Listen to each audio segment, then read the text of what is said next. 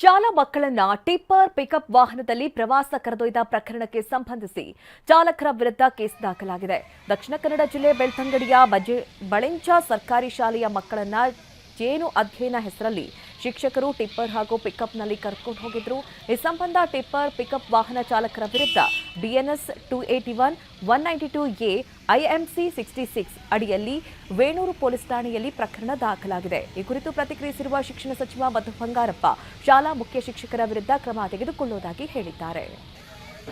ಹೌದು, ಅದನ್ನ ಈಗಾಗಲೇ ಹೇಳ್ಬಿಟ್ಟು ಯಾರು HM ಇದ್ದಾರೆ, ಬಿಕಾಸ್ ಏನಾದ್ರು ಹಿಂಗೆ ಟ್ರಿಪ್ಪಿಗೆ ತೊಗೊಂಡು ಹೋಗ್ಬೇಕಂದ್ರೆ ಅಲ್ಲಿ ಹೈಯರ್ ಆಫೀಸರ್ಸ್ ಕನ್ಸರ್ನ್ ತೊಗೊಂಡು ಅವ್ರ ಹತ್ರ ಪರ್ಮಿಷನ್ ತೊಗೊಂಡು ಮಾಡಬೇಕಾಗತ್ತೆ. ಆಮೇಲೆ ಸೇಫ್ಟಿನ ಫಸ್ಟ್ ಆಗಿ ನೋಡೋದು. ಸೇಫ್ಟಿ ಏನಾದ್ರು ನೋಡಲಿಲ್ಲ ಅಂತ ಹೇಳಿದರೆ ದೇ ವಿಲ್ ಬಿ ರೆಸ್ಪಾನ್ಸಿಬಲ್. ಅದಾಗದೇ ಇಲ್ಲ, ಮಾಡೋಂಗೆ ಇಲ್ಲ.